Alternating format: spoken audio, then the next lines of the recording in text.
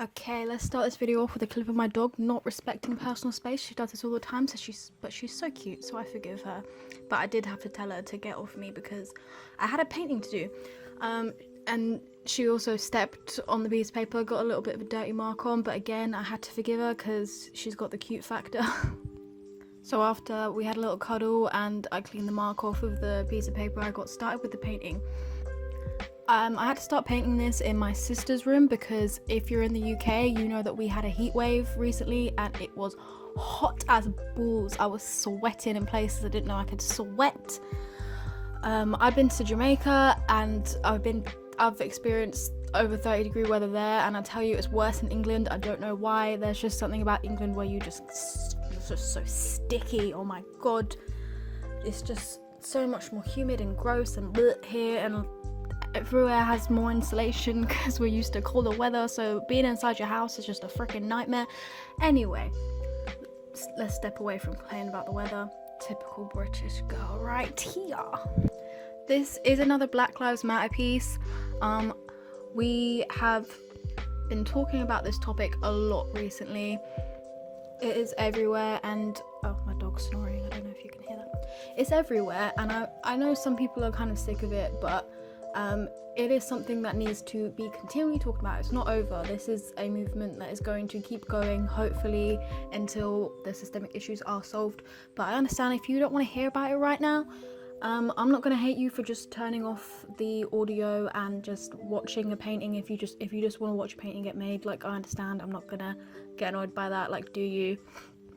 But I thought for this video, let me just talk about some statistics of racism and injustice in the UK.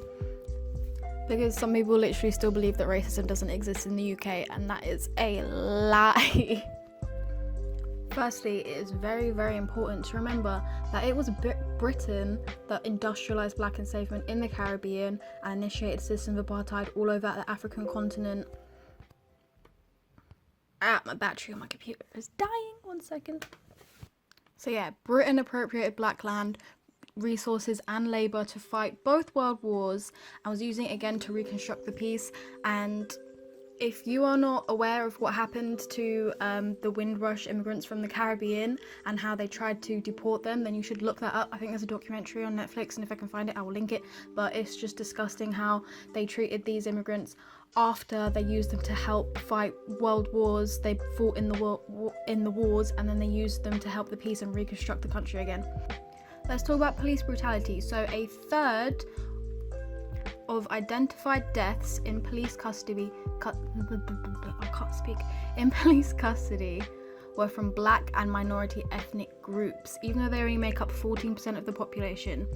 So I got these figures from the Institute for Racial Relations and identified 1,563 deaths during or following police contact in England and Wales since 1990. So about 500 of those were black and minority ethnic groups. And in all those deaths, only one police officer has ever been prosecuted relating to the death of somebody in custody, and this was in 1969. And this story is really sad. So David Olawale was a homeless British Nigerian man, and he was repeatedly targeted in an attempt to drive him out of the city. The officers constantly abused him whenever they spotted him, and they wrote WOG by his nationality on his arrest sheet. Can you believe that? When Oluwale died after being in their custody, they faced charges of manslaughter, but during the trial, the charges were dropped to assault, and the police officers were convicted and sentenced to just 3 years in prison. So let's talk about some of my personal experiences with racism and colorism. As a mixed race woman, I don't experience colorism negatively, but I've literally had people say to my face racist and colorism things against dark-skinned girls as a compliment to me. Ridiculous. A lot of the microaggressions I experience is usually directed as a compliment, which kind of almost makes it worse. So saying things like, you sound so white, or you don't seem like a black girl. Like, can you think through the logic there for 2 seconds? Because what you're really doing is insulting black girls, insulting black people in general. If I sound white because I'm well spoken and polite, what does that say about black people? if you say I sound white because I sound intelligent, because I seem intelligent, what is that saying about black people? Like, think it through. And for the love of God, if you're trying to flirt with me, do not do that by saying you love light-skinned girls, because dark-skinned girls are so nappy, so ratchet, so loud. Like, are you that? Hun, I support other women. Like, I love other women. Do not try to flirt with me by bashing other women, no matter their nationality, race, sex, religion, whatever. That's not gonna work. Instant turn off. Thank you very much. Bye bye. So I do have a lot more to say on this matter, and I have more statistics that I've collected, and I'll probably talk about that in later videos. But that's where I'm gonna leave it for now. I really enjoyed making this video. I think the kind of like forming a heart with the two hands is really cute. I like the concept. I'm not 100% on the execution. I do think it just looks a little bit flat, tiny bit flat for my liking, and I would like to maybe have found a way to make it look a bit more dynamic, a little bit more kind of stand out-ish, a little bit more expressive. But overall, like, it was decent. I'm fairly happy with it. So yeah, that's the painting. Hope you enjoyed. I am planning to upload a lot of Black Lives Matter art to my Etsy store, and use a portion of the profits to send to Black Lives Matter charities.